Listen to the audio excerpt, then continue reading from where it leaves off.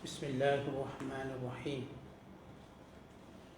قل اللهم مالك الملك تؤتي الملك من تشاء وتنزع الملك ممن تشاء وتعز من تشاء وتذل من تشاء بيدك الخير إنك على كل شيء قدير.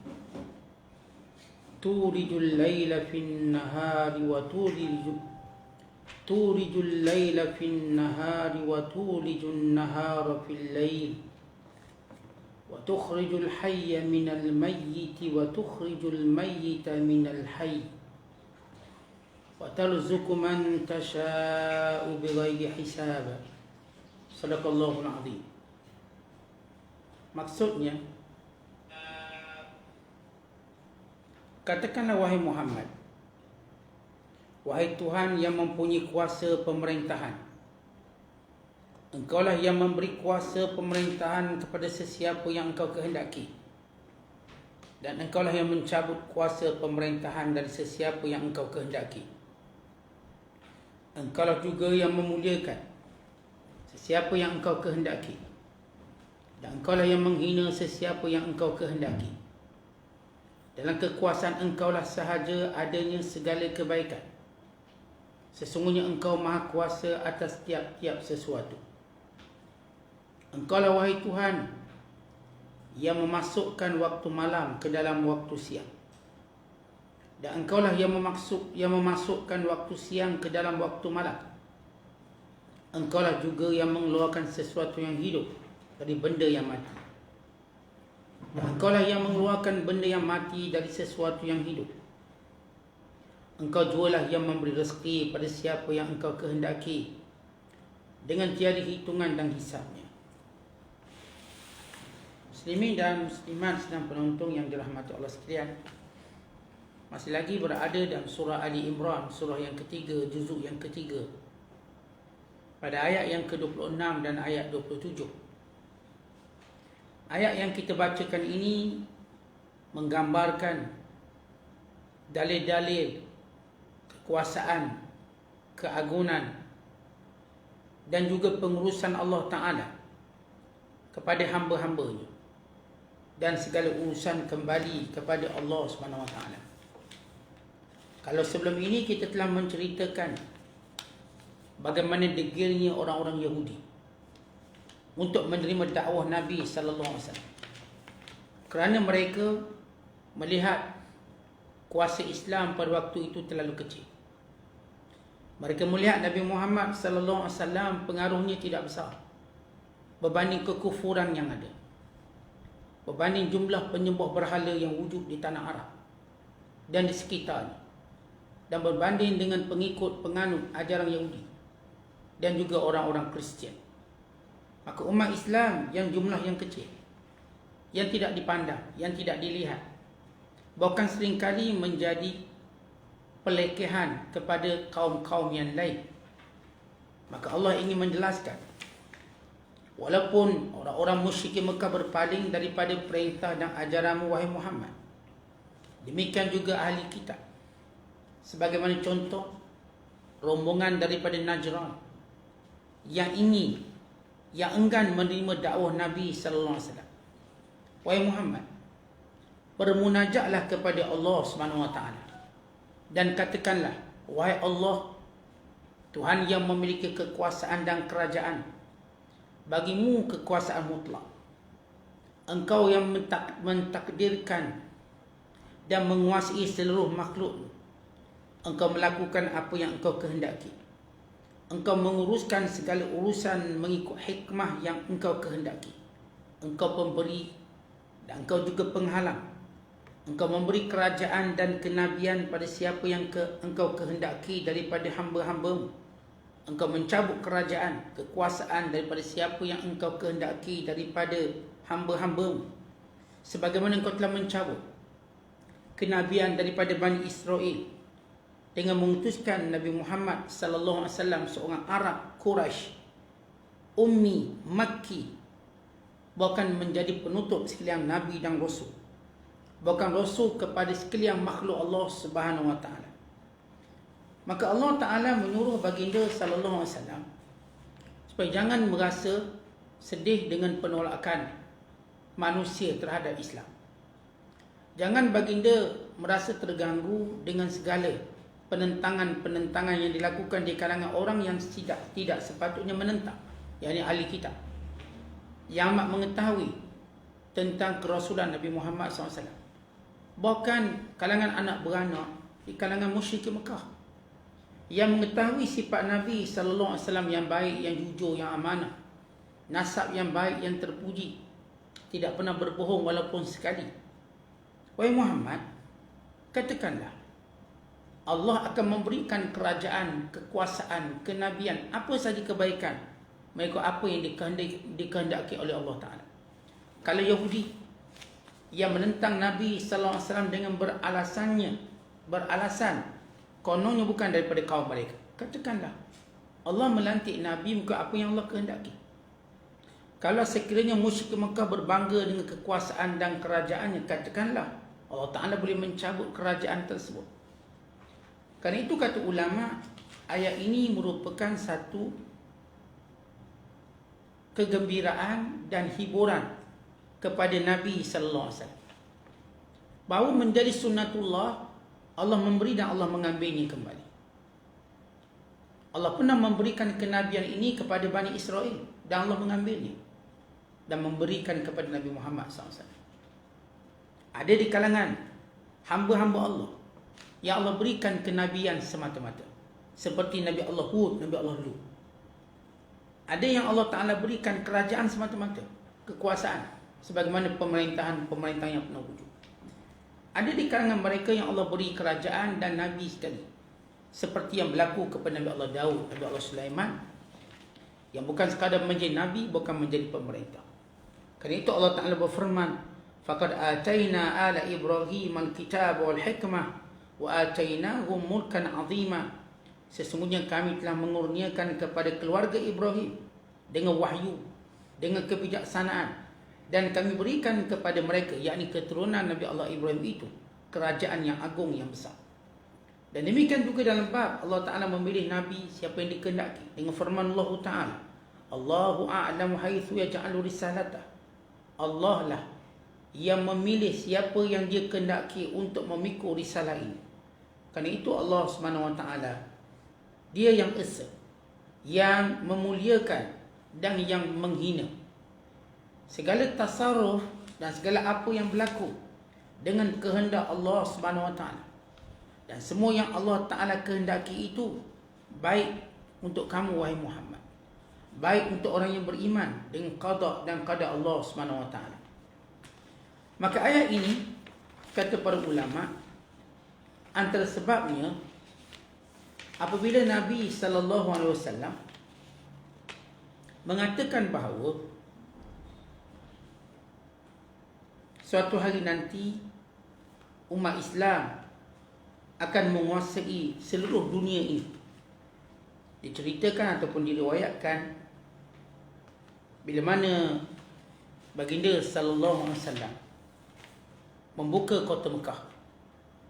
Bila membuka kota Mekah, maka baginda sallallahu alaihi wasallam berdoa kepada Allah Subhanahu wa taala supaya ditundukkan Parsi dan Rum. Parsi dan Rum ini jatuh ke tangan umat Islam.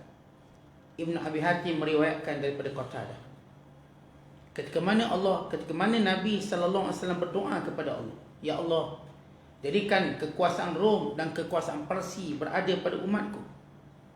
Maka Allah turunkan ayat ini, Qulillahumma malikal mulk.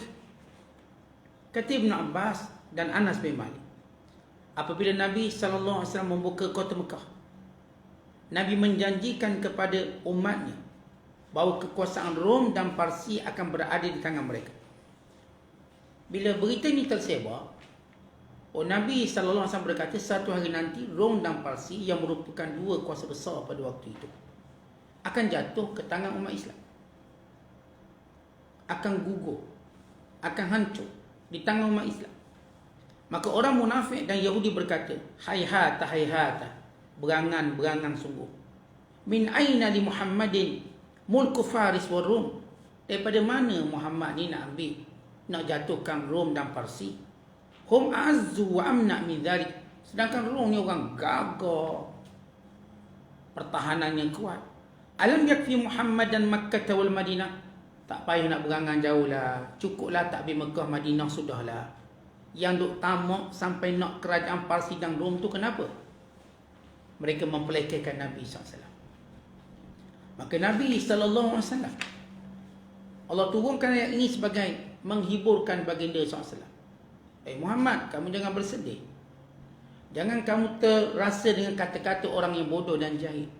Kerana Allah pemilik kerajaan itu, dan Allah beri pada siapa dikehendaki. Bila Nabi SAW mendoakannya, bahkan disebut dalam hadis yang lain yang diriwayatkan oleh Imam Ahmad, bila berlaku satu peperangan namanya peperangan Khandaq. Tuan-tuan, perang Khandaq ialah perang di mana umat Islam berada dalam keadaan paling sukar sekali. Kenapa? Perang Khandaq juga dikenali sebagai perang Ahzab. Kerana umat Islam dikepung daripada segenap arah. Seluruh kabilah Arab berpakat, dan Yahudi Quraidah menjadi duri dan daging, dan munafik yang memang menunggu peluang kekalahan umat Islam. Semuanya bergabung, tinggal umat Islam bersendirian, dikepung di segenap arah. Lalu Rasulullah SAW berfikir bagaimana cara nak menangani serangan hebat ini. Tentera bersekutu Ahzab. Datang Salman Farisi, mencadangkan supaya digadikan parit, atau disebut dalam bahasa Arab Khandaq. Maka Nabi SAW perlu buat satu keputusan yang cepat, kerana peperangan ini hampir. Maka Rasulullah SAW menerima keputusan ataupun cadangan Salman Al-Farisi. Membina Khandaq bukan ataupun parit, membina, kita katakan, kubu ini bukan suatu benda yang mudah. Sebab untuk gali Khandaq di tanah yang berbatu, kalau tanah pasir pun payah. Untuk menjadi satu pertahanan kepada umat Islam, mestilah Khandaq ini, parit ini digali luas, dalam, panjang, untuk menyekat kemarahan kelompok tentera Ahzab. Maka Nabi SAW dengan kekuatan 3,000 orang tentera, 3,000 orang tentera, yang termasuklah orang tua, termasuklah orang cacat, OKU ada belaka. Sebab uniknya tentera Islam, dia tak macam sistem tentera hari ni. Tentera hari ni dipilih yang sihat. Kencing manis dah tak boleh jadi tentera, gaut dah tak boleh jadi tentera. Dulu tuan-tuan, tentera ni ialah sukarelawan. Kalangan tua ada, muda ada, muda sangat, tua sangat. Ada yang tempangnya, ada yang cacatnya, ada yang badannya tak sekata. Lalu baginda SAW mengarahkan supaya digadikan parit. Parit ini tuan-tuan, dalam perang Khandaq, sedalam 5 meter dan selebar 5 meter. Dan setengah para pentahqiq sejarah menyatakan lebarnya 10 atau 12 meter. Manakala dalam dia 5 meter. 5 meter tu dalam. Kalau rumah kita ni bangunan baru 2 meter, 5 meter dalam. Itu kalau jatuh tak boleh naik lah. Dan dia punya lebar dia tuan-tuan 10, sehingga kuda pun tak boleh nak langkah 10 meter atau 12 meter. Dan baginda SAW mengarahkan parit ini digali di utara Madinah. Sebab kawasan lain semua dah bergunung ganang. Kawasan ni kawasan yang tak ada gunung-gunung yang tinggi, mudah musuh ceroboh. Utara Madinah, yang kita kalau pergi Madinah, kita melawat Khandaq. Jadi disebut dikenali sebagai Syariq Khandaq. Di situ ada Masjid Fatah. Maka Rasulullah menyuruh supaya digali parit ini sejauh 12 km. Bayangkan tuan-tuan, jauhnya 12 km, dalamnya 5 meter, lebarnya hingga 12 meter, yang mengambil masa 2 minggu saja siap. Dengan 3,000 tentera, dengan 3,000 tenaga. Dalam masa 2 minggu, akal berkata mustahil dengan batu keras. Dengan, kalau kita kira ni lebih kurang 300,000 meter persegi. Dia punya keluasan dia. Dikira kawasan tapak peperangan 300,000 meter persegi.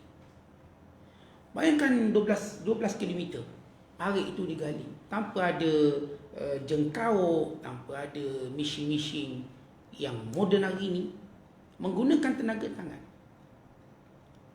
Mereka menggalinya daripada pagi-pagi dengan sejuk, dengan angin, sampai malam, dengan keadaan menahan lapar, dengan ketakutan, dengan cemas, kerana Madinah dikepung.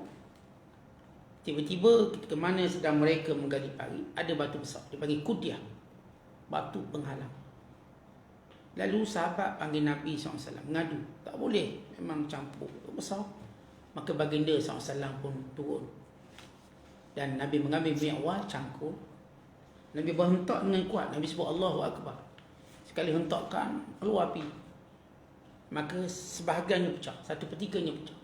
Lalu kata Nabi SAW, aku melihat cahaya Islam ini memenuhi kawasan Rum. U'titu mafatihar Rum, mafatihar Syam. Allah telah memberikan aku satu hari nanti kekuasaan Syam, yakni Rum. Maka Nabi penghentak kali kedua, Allahu Akbar, keluar api. Lalu kata Nabi SAW, aku diberikan kekuasaan Parsi dan aku sudah melihat rumah putihnya, yakni istana, tempat pentadbiran. Kemudian Nabi SAW menghentak sekali lagi. Dan Nabi mengatakan, aku diberikan kekuasaan Yaman. Aku melihat bandar Sana'a.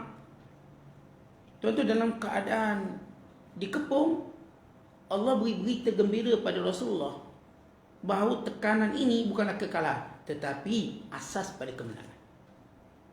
Asas kepada kemenangan, menaikkan motivasi. Walau ketika itu Rasulullah SAW ketika mana memecahkan batu tadi, dalam keadaan perut Rasulullah diikat dengan tali yang ada batu, tanda lapar. Kerana kebanyakan terkena Islam tak makan, 2-3 hari tak makan. Mereka mencatur makanan. Dan apa yang Rasulullah lihat? Nabi doa lagi dalam pembukaan kota Mekah, supaya diberikan kuasa Rom dan Parsi ke tangan umat Islam. Tentang ayat ini merupakan mukjizat Nabi SAW. Akhirnya kita lihat, Rom jatuh ke tangan umat Islam, Parsi jatuh ke tangan umat Islam. Walaupun ia berlaku pada zaman Umar Al-Khattab. Kan Nabi berdoa, ya Allah berikan kepada umat aku. Nabi tak kata, ya Allah berilah kemenangan zaman aku. Pada umat Islam.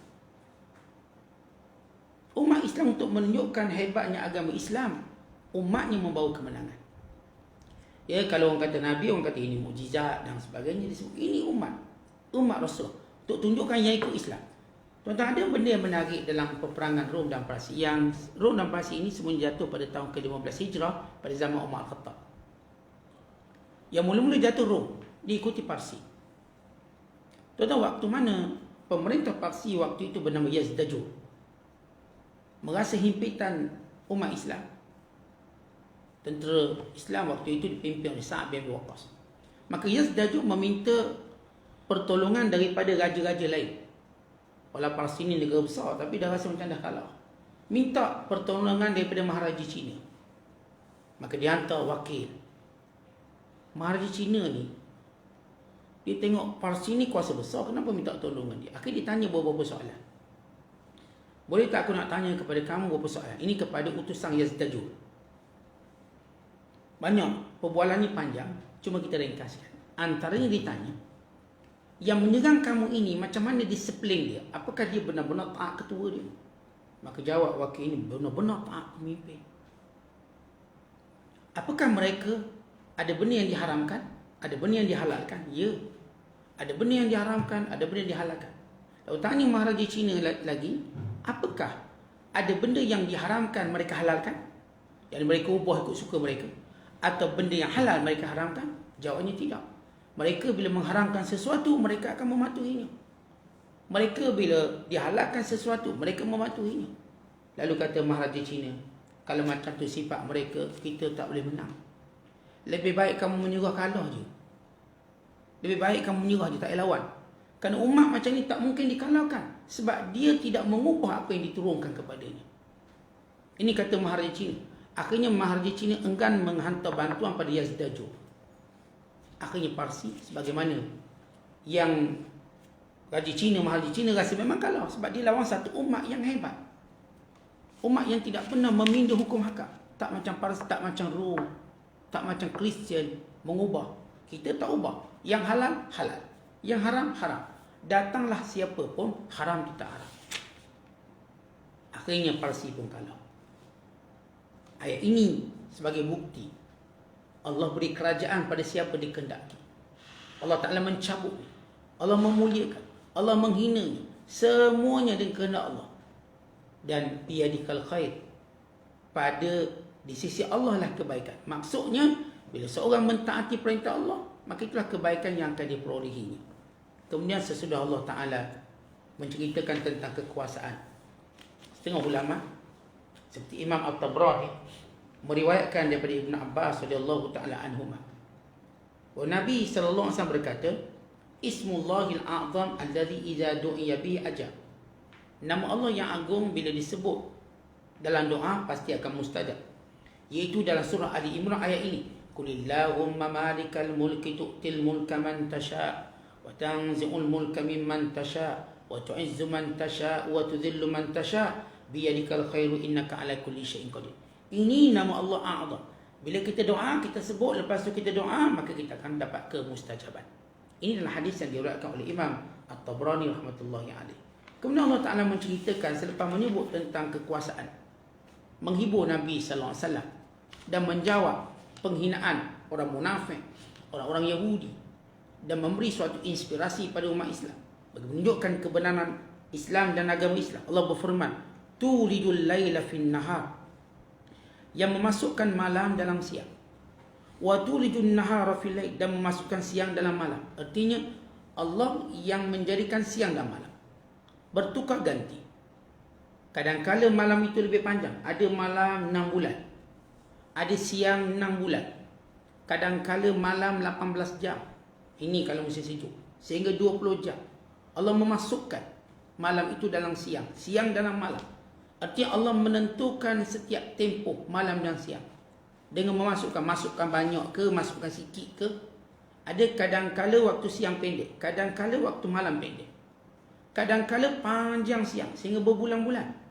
Sebagaimana berlaku di sebahagian negara berhampiran dengan Norway, dia siang selama 6 bulan. Jadi kalau orang pergi sana, dia akan pakai jam. Dia tak tengok gelap. Ya, okey, ni waktu malam kena tidur, maka dia pun masuk bilik tidur. Tapi di luar terang. Di luar terang, dia tak ada istilah malam siap. Tapi selepas itu baru datang malam pula, lama berapa bulan. Maka Allah Ta'ala menyebut tentang rahsia alam ini yang dimasukkan malam pada siang. Disebut istilah masuk. Dan masuk, ada yang dimasukkan sikit, ada yang dimasukkan banyak. Yang ada kadang-kadang malam panjang, kadang-kadang malam pendek. Ini mukjizat uslub Al-Quran. Kemudian Allah Ta'ala menyatakan, wa tukhrijul hayya minal mayyit, Allah mengeluarkan yang hidup daripada mati. Macam mana? Telur ayam mati, benih sperma mati. Daripada yang mati ini keluar manusia. Dan Allah Ta'ala mengeluarkan yang mati daripada yang hidup. Telur ayam tu, ayam hidup, dia bertelur, keluar telur, telur tu mati. Ataupun kita lihat benih, benih tu mati, maka keluar yang hidup. Dan setengah ulama menafsirkan maksud dikeluarkan hidup daripada yang mati, maksudnya ialah yang hidup ni kena makan benda mati untuk hidup. Contoh, kita nak makan ayam, ayam tu kena mati dulu, tak boleh telang hidup. Kita nak makan apa pun, benda tu kena mati dulu, barulah kelangsungan hidup kita ada. Dan setengah ulama mengatakan ia memberi maksud maddi dan ia juga memberi maksud maknawi. Maksud maknawi ialah Allah keluarkan daripada orang kafir ada zuriat yang beriman, seperti Ibrahim AS. Atau Allah Ta'ala mengeluarkan daripada zuriat yang beriman orang yang mati, yakni kafir, seperti Nabi Nuh AS, anaknya kafir, isterinya juga begitu. Maka ini makna maknawi. Ataupun kata ulama, maksudnya ialah Allah menjadikan ilmu dan jahil. Siapa sebelum ini jahil, kemudian datang keinginan untuk belajar, maka dia sebenarnya dikeluarkan daripada mati menjadi hidup. Atau ada orang pula dia minat belajar, lepas tu malas belajar. Ini daripada hidup kepada mati. Maka ini semua kekuasaan Allah SWT. Allah yang menentukan, menjadikannya. Wa tarzuqu man tasha', dan Allah Ta'ala memberi rezeki pada siapa yang dikehendaki. Bighairi hisab, tanpa sebarang hisab. Yang dimaksudkan tanpa sebarang hisab, yang pertama, tanpa sebarang sebab. Allah boleh bagi rezeki tanpa sebab. Kebanyakan kita berfikir setiap rezeki mesti ada sebab. Kerja dapat rezeki. Kita katakan ramai orang tak kerja dapat rezeki. Gelandangan duduk situ dapat rezeki. Bukan nak suruh jadi gelandangan, bukan. Supaya kita faham, rezeki ni tidak semestinya ada sebab. Allah boleh beri rezeki tanpa sebab. Tuan-tuan tengah duduk saja orang ulur duit. Saja orang nak bagi, kita pun tak kenal dia. Ulur makanan, kita pun tak kenal. Allah bagi rezeki. Tengok orang sangkut kat pagar, siapa pula hantar makanan ni? Tanpa sebab kita tak minta. Kita tak cari, kita tak mengemis, tapi datang. Atau yang kedua makna tanpa hisap. Yang ni tanpa had. Ada orang dapat rezeki, tiap hari dapat. Tak putus-putus rezeki sampai pekat dia tolak rezeki. Tak nak dah, tak nak. Banyak sangat rezeki. Kadang-kadang pergi ke laut, tangkap ikan. Dapat ikan banyak. Tak nak dah balik, dah lewat dah ni. Padahal ni ikan loncat lagi ni. Ambil, datang ambil. Tak nak dah dia. Esoklah pula. Kita bulan puasa nak makanan. Sampai akak sering dia. Kata tak nak dah. Ambil ni rezeki, tak nak dah. Tanpa hisap. Itu belum cerita moreh lagi tu. Ada pula moreh. Belum cerita lagi bini kita buat balik pula. Ni tadi moreh. Yang tak habis saya buat balik. Takut abang nak makan. Allah kena makan lagi. Dah jadi macam kita tak mampu dah. Lihat rezeki tadi. Maka ini semuanya urusan Allah SWT terhadap manusia. Jadi ayat yang kita bacakan ini, yang pertama untuk menerangkan, menjelaskan kekuasaan mutlak datang dari Allah. Yang memberi kerajaan, yang mengambilnya kembali, yang memuliakan, yang menghinakan, semuanya datang daripada Allah SWT. Maka tak ada sebab seorang nak sombong. Dan tak ada sebab juga seorang nak berputus asa. Yang ada kuasa jangan sombong, Allah boleh tarik balik. Yang tak ada kuasa jangan bimbang, jangan putus asa. Sampai masa Allah mungkin beri kita kuasa. Yang hina, maka jangan kecewa. Sampai masa mungkin Allah akan memuliakan kita. Yang mulia pula jangan sombong, Allah boleh menghina. Sekejap je, sekelip mata. Dan setiap orang perlu melihat segala tanda sekelilingnya ini tanda kebesaran Allah SWT. Dan pemberi rezeki yang mutlak Allah. Maka mintalah dengan Allah. Bergantunglah pada Allah. Bermunajat pada Allah. Bermohon pada Allah. Ingat, bila hati kita, diri kita, zahir dan batin kita bersama Allah, maka kita akan melihat kemuliaan-kemuliaan yang datang. Bila kita menjauhkan Allah, kita mula melihat kehinaan demi kehinaan. Baik, ini ayat tafsir yang ringkas. Pada dua ayat ini, moga-moga beri manfaat. Wallahu a'lam bishawab. Assalamualaikum warahmatullahi wabarakatuh.